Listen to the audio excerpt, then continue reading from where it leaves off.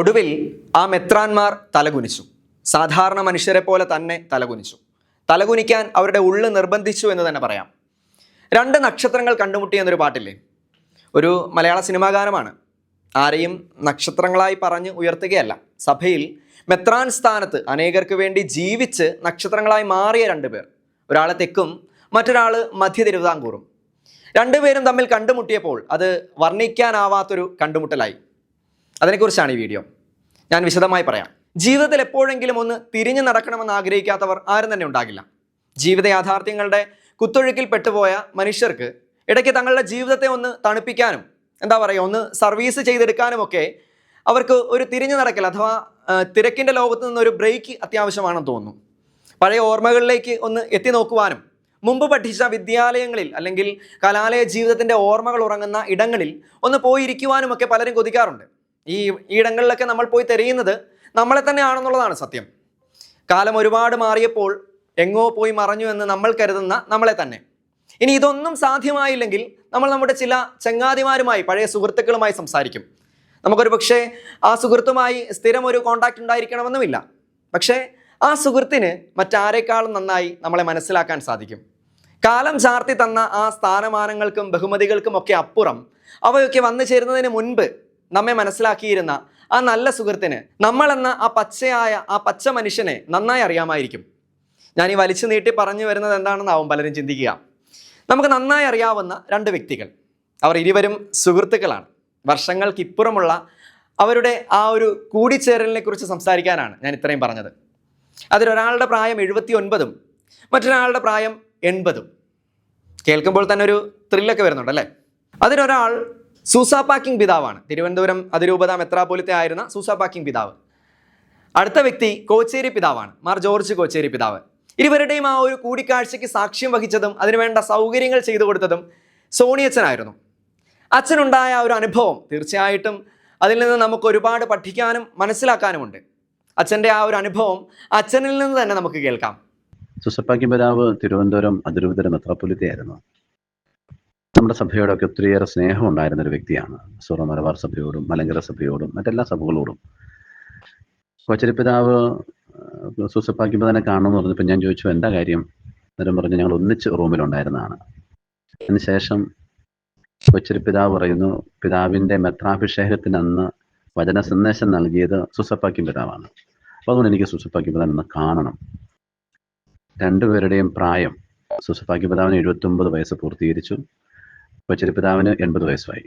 അപ്പോൾ ഇവർ രണ്ടുപേരും കൂടെ ഒന്ന് കാണാൻ സാധിക്കുന്ന സമയം ഞാൻ അത്രയൊന്നും വിചാരിച്ചില്ലേ. ഇവർ രണ്ടും കൂടെ കാണാൻ പോകുന്നു. അവർ തമ്മിൽ ഒത്തിരി നാൾ കൂടിയിട്ട് കണ്ടപ്പോൾ അവരുടെ രണ്ടുപേരുടെയും വൈകാരിക അനുഭവം രസമായിരുന്നു കേട്ടോ.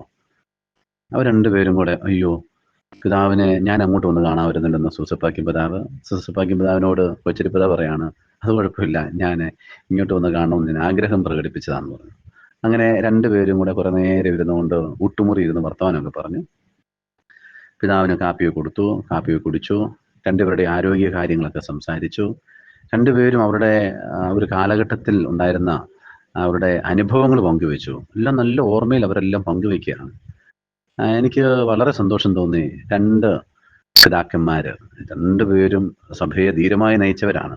ഒരാൾ വത്തിക്കാൻ സ്ഥാനപതി, മറ്റൊരാൾ തിരുവനന്തപുരം അതിരൂപത എന്ന് പറയുന്ന വിശാലമായ അതിരൂപതയുടെ മെത്രാപ്പൊലീത്ത, KCBCയുടെ ഉത്തരവാദിത്തങ്ങൾ വഹിച്ച വ്യക്തി, ലത്തീൻ സഭയെ നേതൃത്വം കൊടുത്ത വ്യക്തി. അങ്ങനെ എല്ലാ തലങ്ങളിലും ഇതെല്ലാം കണ്ടപ്പോൾ എനിക്ക് ഒത്തിരി സന്തോഷം തോന്നി. രണ്ടുപേരും പ്രായമായി, രണ്ടുപേരും റിട്ടയർ ചെയ്തു, വിശ്രമ ജീവിതത്തിലായിരിക്കുമ്പോഴും അവരിങ്ങനെ ഓരോ കാര്യങ്ങൾ ചിന്തിക്കുന്നു, ഒരുങ്ങുന്നു, പ്രാർത്ഥിക്കുന്നു. രണ്ടുപേരെ സംസാരം എനിക്ക് ഭയങ്കരമായിട്ട് ഇഷ്ടപ്പെട്ടു. അതിന് ശേഷം എന്നെ ഏറെ ചിന്തിപ്പിച്ചത് ഇതായിരുന്നു. വാസ്തവത്തിൽ ഇവരുടെ രണ്ടുപേരുടെയും സംസാരം എനിക്കൊരു ധ്യാനം പോലെയായിരുന്നു. പൗരോഹിത്യ ജീവിതത്തിലും നമുക്കും ഇതുപോലെയൊക്കെ ഒറ്റപ്പെടലുണ്ടാകാം, പക്ഷെ അവിടെയൊക്കെ പ്രത്യാശ ഉണ്ടാവുമല്ലോ. ഞാൻ ഓർക്കുകയായിരുന്നു, ഇറങ്ങാൻ നേരത്ത് കോച്ചേരി പിതാവ് സൂസാപാക്യം പിതാവ് പറയാണ്, എന്നെ ഒന്ന് ആശീർവദിക്കാമോ എന്ന് ചോദിക്കുകയാണ്. ഉടനെ സൂസാപാക്യം പിതാവാണ്, എന്നെ ഒന്ന് ആശീർവദിക്കണമെന്ന്. രണ്ടുപേരും അങ്ങോട്ടും ഇങ്ങോട്ടും പറച്ചിലാണ്. ഞാൻ വിചാരിച്ചു എന്തൊരു എളിമയാണ് രണ്ടുപേർക്കും. ഉടനെ കോച്ചേരി പിതാവ് ആശീർവാദം സൂസാപാക്യം പിതാവിന് കൊടുക്കുകയാണ്. അതിനുശേഷം എനിക്ക് അതിൽ വലിയൊരു സങ്കടകരമായ ഒരു കാഴ്ച കാണാൻ സാധിച്ചത്, കാറയിലോട്ട് കോച്ചേരി പിതാവിനെ കയറ്റിയിരുത്തിയതിനു ശേഷം പോർട്ടിക്കോയിൽ കൈകൂപ്പി നിൽക്കുന്ന സൂസപ്പാക്കി പിതാവിനെ കാണുന്നത്. കാരണം അവിടുന്ന് മറഞ്ഞു പോകുന്ന നിമിഷം വരെയും കൈകൂപ്പി നിൽക്കുന്ന എളിമയുള്ള സൂസപ്പാക്കി പിതാവ്. ഭയങ്കരം തന്നെ കേട്ടോ. ഒത്തിരി സന്തോഷം. നമുക്കേറെ പ്രിയങ്കരനായ ഈ രണ്ട് മെത്രാന്മാരുടെയും അവരുടെ ഈ പരസ്പരം വിട്ടുകൊടുത്തുകൊണ്ടുള്ള എളിമപ്പെട്ടുകൊണ്ടുള്ള ഈ സൗഹൃദത്തിൻ്റെയും അനുഭവങ്ങൾ കേൾക്കുമ്പോൾ എനിക്ക് ഓർമ്മ വരുന്നത് ബൈബിളിലെ ഒരു ഫ്രണ്ട്ഷിപ്പ് സ്റ്റോറിയാണ്, ജോനാഥൻ്റെയും ദാവീദിൻ്റെയും. നമുക്കറിയാം, സാവൂൾ രാജാവിൻ്റെ മകനായിരുന്നു ജോനാഥൻ. സ്വാഭാവികമായും അടുത്ത കിരീടാവകാശിയും ജോനാഥനാണ്. പക്ഷേ അവനേക്കാളും പ്രാപ്തിയും തൻ്റെടവും ഉണ്ടായിരുന്നു അവൻ്റെ സുഹൃത്തായിട്ടുള്ള ദാവീദിന്. ദാവീദിനെ എല്ലാവർക്കും ഭയങ്കര ഇഷ്ടവുമായിരുന്നു. എന്നാൽ തൻ്റെ സുഹൃത്തിൻ്റെ വളർച്ചയിൽ ജോനാഥൻ അസൂയപ്പെടുന്നില്ല, ദുഃഖിക്കുന്നില്ല, സന്തോഷിക്കുന്നതേ ഉള്ളൂ. എന്നാൽ സാവൂൾ രാജാവിന് ദാവീദ് എന്ന ചെറുപ്പക്കാരൻ തൻ്റെ മകൻ്റെ വഴിയിലെ തടസ്സമായിരുന്നു. അവനെ കൊന്നുകളയുവാൻ സാവൂൾ രാജാവ് തീരുമാനിക്കുകയാണ്. എന്നാൽ ഈ വിവരം വളരെ രഹസ്യമായിട്ട് ജോനാഥൻ തൻ്റെ സുഹൃത്തിനെ അറിയിക്കുകയാണ്. അവനെ മരണത്തിൽ നിന്ന് രക്ഷിക്കുകയാണ്. ജോനാഥന് മിണ്ടാതിരുന്നിരുന്നെങ്കിൽ വളരെ ഈസിയായിട്ട് രാജകിരീടം അണിയാമായിരുന്നു. എന്നാൽ ജോനാഥൻ അത് ചെയ്തില്ല. കാരണം രാജ്യത്തേക്കാൾ, സ്ഥാനത്തേക്കാൾ, പ്രശസ്തിയേക്കാളൊക്കെ അവൻ വില കൊടുത്തത് അവൻ്റെ സൗഹൃദത്തിനായിരുന്നു. പ്രഭാഷകന്റെ പുസ്തകം 6-ാം അധ്യായം 14-ാം വാക്യത്തിൽ ഇങ്ങനെ പറഞ്ഞു വയ്ക്കുന്നു: വിശ്വസ്തനായ സ്നേഹിതനെ കണ്ടെത്തിയവൻ ഒരു നിധി നേടിയിരിക്കുന്നു എന്നാണ്. ഒടുവിൽ ദാവീദ് ജോനാഥനെ കുറിച്ച് പറയുന്നത് ഇങ്ങനെയാണ്: എനിക്ക് നിന്നോടുള്ള സ്നേഹം സ്ത്രീകളോടുള്ള സ്നേഹത്തേക്കാൾ അഗാധമാണ്. ഉപാധികളില്ലാതെ തന്നെ നിഷ്കളങ്കമായ ആ ഒരു നല്ല സ്നേഹബന്ധം നമ്മളിൽ ഉണ്ടാവട്ടെ എന്ന് പ്രാർത്ഥിക്കുന്നു. ദൈവത്തിന് സ്തുതി.